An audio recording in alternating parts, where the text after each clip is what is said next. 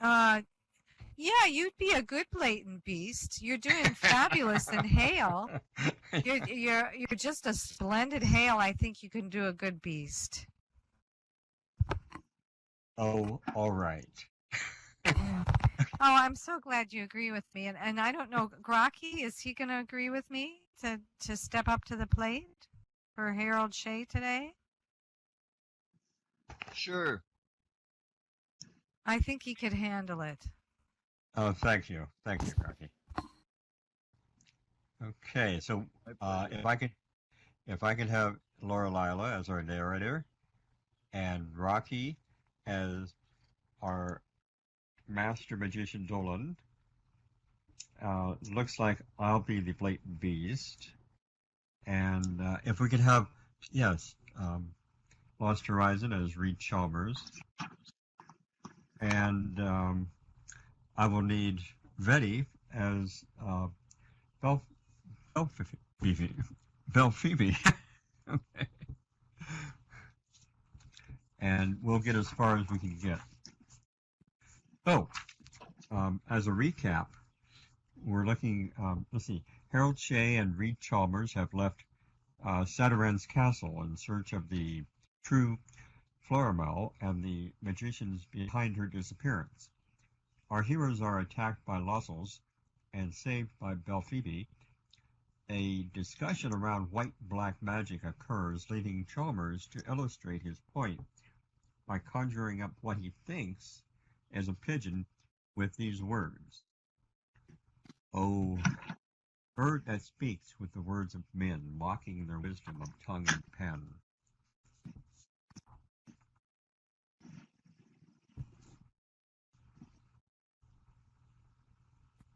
Are you ready for me to pick up? I think we need a little help to get everybody on the same page as to where we are. We are on page 135, the second paragraph, starting with Crash. What's the chapter, please? It is chapter 5. And the line again? Is Crash. A monster burst out of the forest. If you have the book, it's on page 169. Oh, thank you so much. That's good. Thanks. Near the top.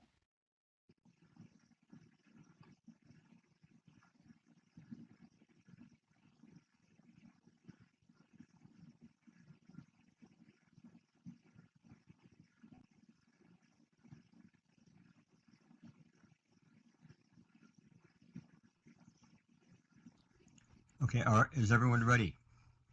I am. Okay. Yeah. Crash! A monster burst out of the forest and was upon them before they could get to their feet. With a frightful roar, it knocked Chalmers down with one scaly forepaw.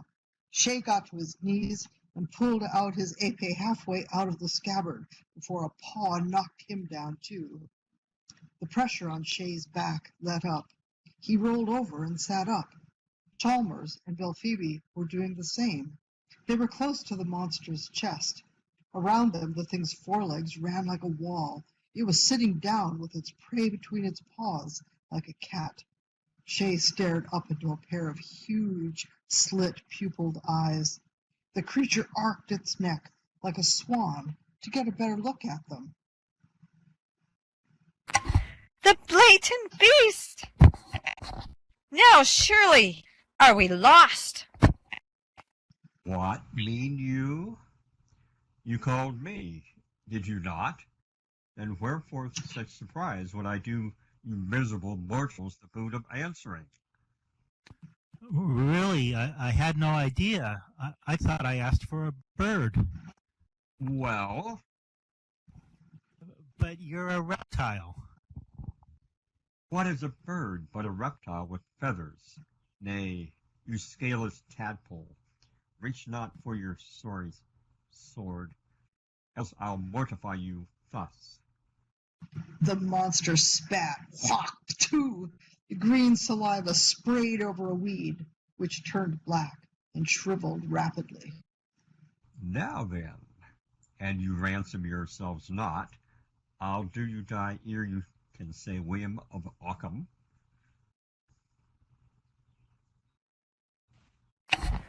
What sort of ransom, fair monster? Why, words, the only valuable thing your vile kind produces. Know, good sirs, that this monster, proud of his gift of speech, does collect all manner of literary expression, both prose and verse. I fear me, unless we can satisfy his craving, he will truly slay us. I know a couple of jokes about Hitler. Nay, all jests are stale. I would have an epic poem. An epic poem? Aye.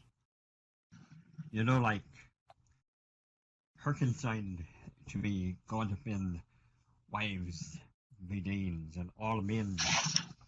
Of a tale it will tell.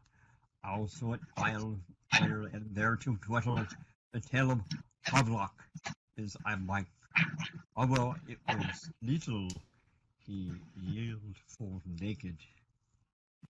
Can you do it, Doc? How about Beowulf? Dear me. I'm sure I couldn't repeat it from memory. And 'twould do you no good. I know that one. Hike, Garthina, Yosinka, who thought elegans in gear dulum, prime Gerfunan, Ella Fernandand. 'Twill have to do something else. Come now, an epic or strive yourselves. Give him some of your Gilbert and Sullivan, Doc. I hardly think he... Give it to him. Chalmers cleared his throat and readily quavered. Oh, my name is John Wellington Wells. I'm a dealer in magic and spells, in blessings and curses, and ever-filled purses, and ever-filled purses, and ever-filled... I can't remember a thing.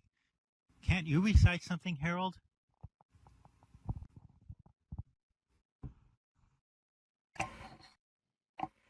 I don't know anything either. You must. How about Barbara Ricci Don't know it. or Chesterton's Lepanzo? I don't. Hey, I do know one long poem, but Then say it. Shay looked at Belphoebe. well, it's hardly suitable for mixed company. Monster, if you'll let the young lady go. Nay, to your verses, Tadpole. Shay turned a stricken face to Chalmers. It's the ballad of Eskimo Nell. What'll I do? Recite it by all means.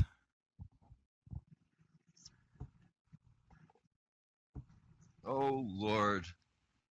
Chalmers was right, of course, but Shay had begun to feel an affinity for the red-haired huntress. He drew a deep breath and began. When Dead-Eye Dick and Mexican Pete set forth in search of fun, 'twas Dead-Eye Dick who... He wished he knew a bowdlerized version. He didn't dare try to change the wording extempore. They hit the strand of the Rio Grande at the top of a burning moon, and to slake their thirst and do their worst, they sought Black Mike's saloon. On he went, getting redder and redder. Soon Dead-Eye Dick was breathing quick, with lecherous snorts and grunts. Out of the corner of his eye, he saw Belphoebe's face. It registered puzzlement. Then entered into that hall of sin, into that harlot's hell, a lusty maid who was never afraid. Her name was Eskimo Nell. Shay went faster and faster to get to the end of the awful epos. He finished with a sigh of relief and looked up to see how the blatant beast was taking it. The monster had got slowly to its feet.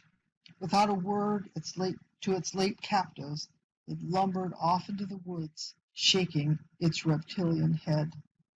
Shay looked to Elphebe. A life for a life. Truly, we should be friends henceforth. And fain would I be such, did I but understand your craft of magic. That magic is white that draws such a monster nigh, you'll hardly assert. That poem, half the words I understood not, though meseems 'twas about a battle betwixt a warrior maid and a recant knight.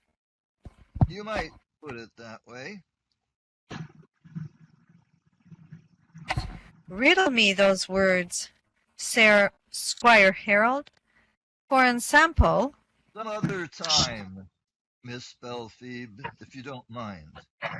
Right now we want to get our bearings. Is this what they call the wood where the Losels breed? Aye, some say the enchanters created that gruesome race of monsters to be their cattle. Why? Is the place infested with enchanters too? Marry, a mort of 'em.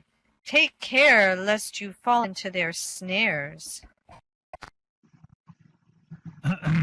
Could you tell us where there are any magicians to be found?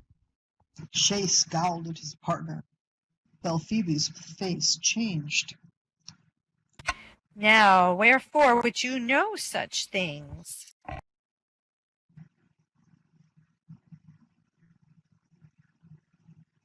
We're trying to rescue somebody we think they have, and we thought if we could gain the confidence of one. Meseems that is a strange and not well thought on plan. Yet, since you wish straight on, and I warrant me, you'll find enough of the naughty rogues. She waved her hand. And now, good gents, if you will even pardon me, I must trim the ears of that Losel I slew. You must what? Trim the ears from the Losel for trophies. Already I have pairs and 122. Good morrow, gents. That Said Shay when they were on their way. is my idea of a real girl. And you had to put her off us by that crack about magicians? Very fine girl, provided she doesn't put an arrow through you and cut off your ears for trophies. I confess my taste runs to a somewhat more sedentary type of female. I doubt whether I can stand much more excitement of this sort. I know how you feel. Traveling through Fairy is just one damned encounter after another. His 2 narrow escapes in one day had left Shay feeling like a damp washcloth. It is logical that it should be so. The Fairy Queen indicates that this is a world wherein an endless and largely planless concatenation of encounters are a part of the normal pattern of events. Merciful heavens, another one. What's that? That was a big black leopard which leapt out suddenly into their path. It snarled with the sound of tearing sheet iron. The mounts bucked and started to whirl against the bits. Stop, Doc. Shay manhandled Adolphus around and reached behind him for the broadsword. If you run, it'll jump you sure. He rumbled off, snubbed his reins around a convenient stump, and faced the leopard with the broadsword in one hand and the épée in the other. This was getting to be a worse bore than the Garridan Institute. If I stand my ground, he thought, it probably won't attack, but if it does... There was a book he had read once. What was its name? About a Lithuanian who hunted jaguars with a spear. If it springs, impale it with the épée, and if it stands off in claws, chop with the broadsword. The leopard snarled again. It seemed uncertain. Then, to Shay's astonishment, it swelled and changed into a huge lion. He felt a prick of fear. A man might handle a 150-pound leopard, but a 600-pound lion? Not even a mortal stab would keep it from ripping him up once it got to close quarters. He was in for it. Harold, Chalmers' it's voice all right. was not too near. Hell, It's it's all all right, right. thought Shay, holding his The ground for hell want of it's anything all better. right. Okay. The lion did not spring. Instead, it grimaced. The fanged mouth became a beak, wings sprouted from its shoulders, and it was a griffin. That, Shay realized, was not kosher. Griffins did not. It's the Chalmers man we're called out. looking for. Shay relaxed. Take off the false whiskers, Mr. Magician. We know you. The griffin began to dwindle and dissolve. Shay turned to Chalmers, who was struggling with a patently bulky Gustavus. Didn't you say something about when away his regiment ran, his place was in the fore? Oh,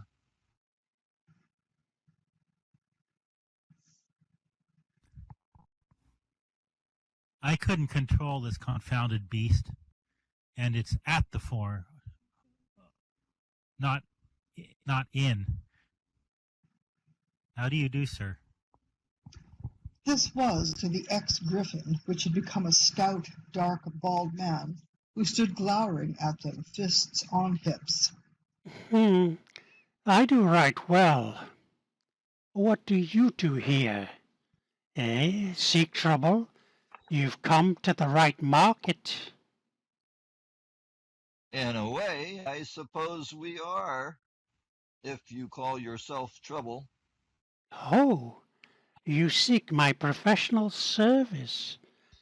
I warn you, I handle no minor matters like turning cows sour or the manufacture of love philters.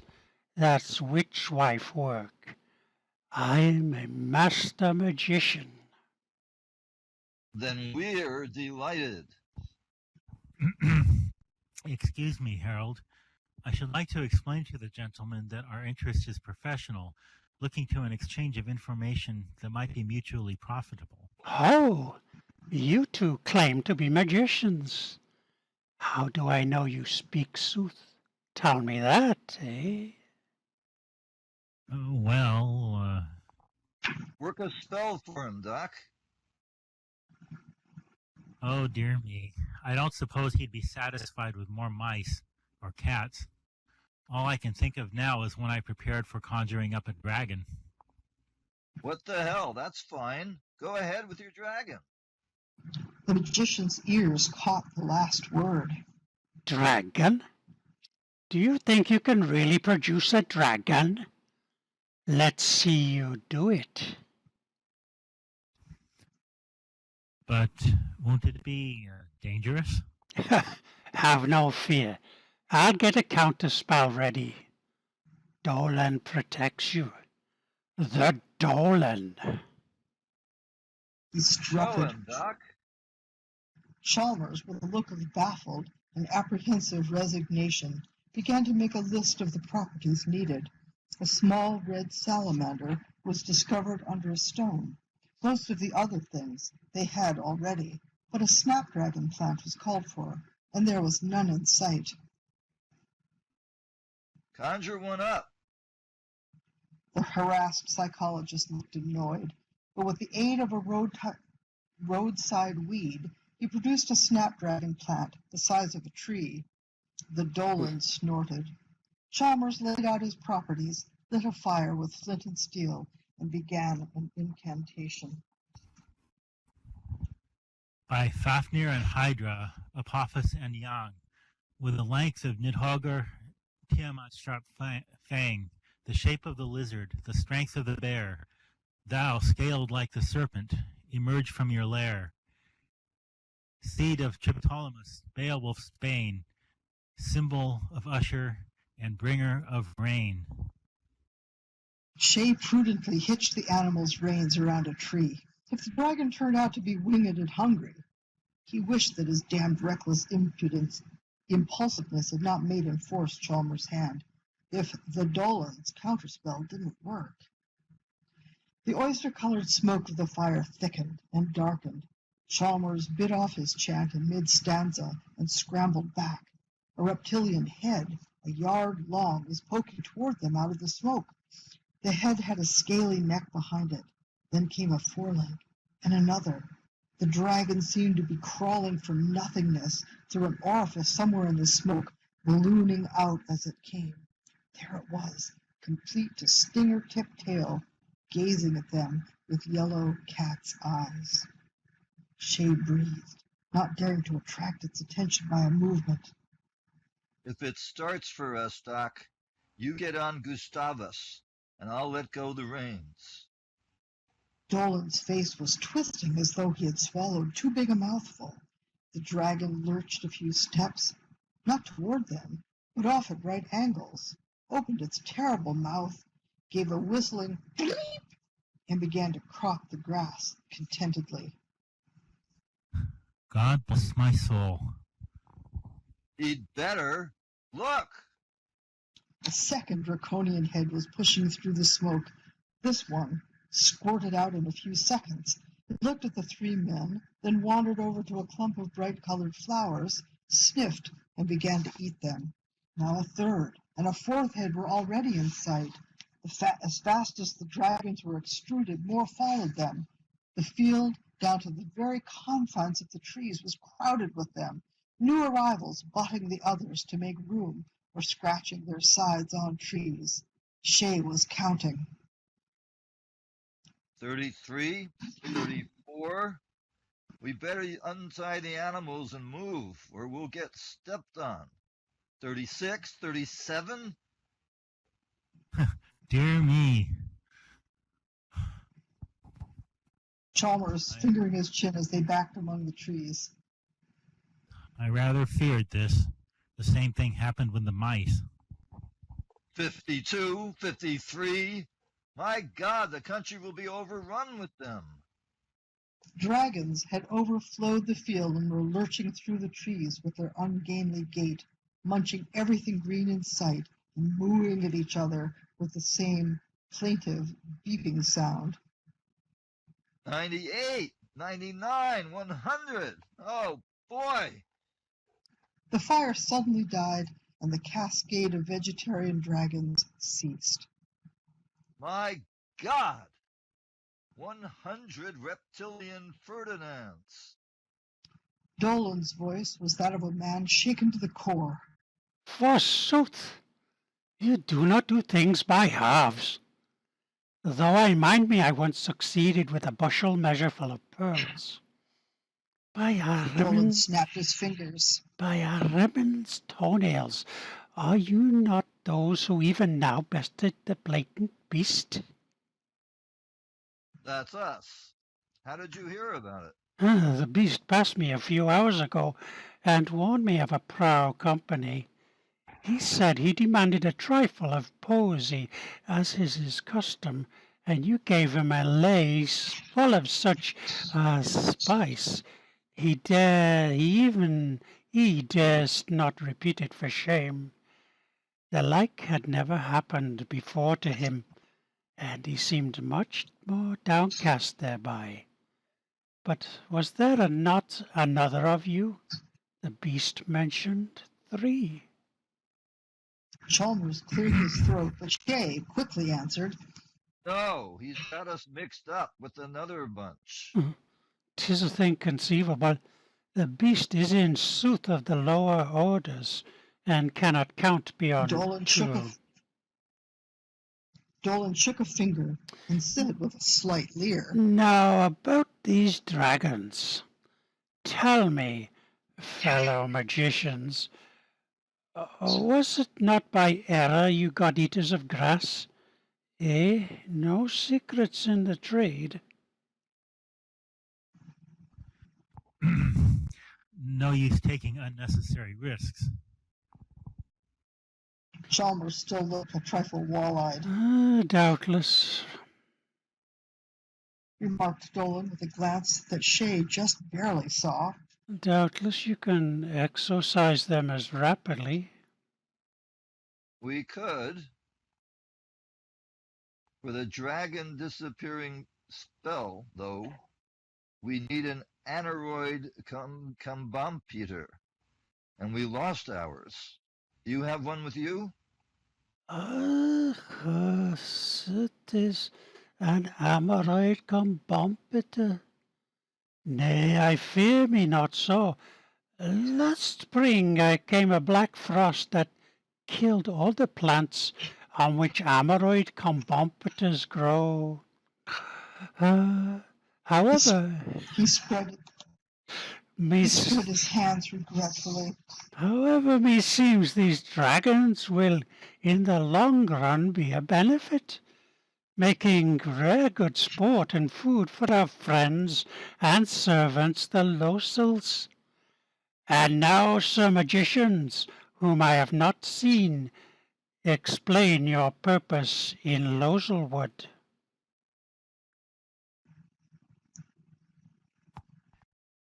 We are looking for a lady named Florimel, and we're advised we might find her here. Do you know the young person? The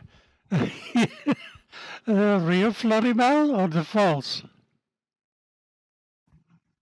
The real, or the one who was at Saturane's tournament recently? That would be the false one, made by the Witch of Repair. A fair piece of work, though I will say I care not much for these witches. Duesser is the only one who has any standing in the chapter. And that brings me to remark, magical sirs, are you members of one of the Outland chapters? My memory is practically infallible, and I do not recall having seen you at our meetings. That is, can you tell us a little more about this Florimel, the false one? Dolan waved his hand. A mere witch's thing, a creature made of snow, of no special value. You must let me show you the really fine chess player I made sometime, or the imps I conjured up to handle my torture work. Really an achievement. Busy-Rain, our arch-magician, doubtless called this false Florimel in for inspection. He accented the last word and snickered. But you haven't answered my question, magical sirs. The point is, we'd like to join up with you. You mean you've been working independently, and we know it not? Dolan narrowed his eyes suspiciously. Aye. Busy-Rain opened the chapter but a 12-month ago, and you may well have slipped his attention. I trust you have not refused his invitation. Our Archimage is not soft or slow with unlicensed magicians. He has a spell that turns them into spiders. Witty, is he not, eh? Good gracious. But how does one acquire a license? That falls somewhat upon the applicant. Our charter calls for around 21 master magicians, the magic number. And naturally you behold in me one of the leading masters, whether by ability or seniority. There is also a class of journeymen who handle the ordinary work, and one of apprentices. Perhaps you have talent enough to be elected to mastership. There are 3 or 4 places unfilled, I believe. The next meeting comes in 5 days. With my backing, your election would be certain. Thank you, everyone. It's excellent. Thank you. That's certainly very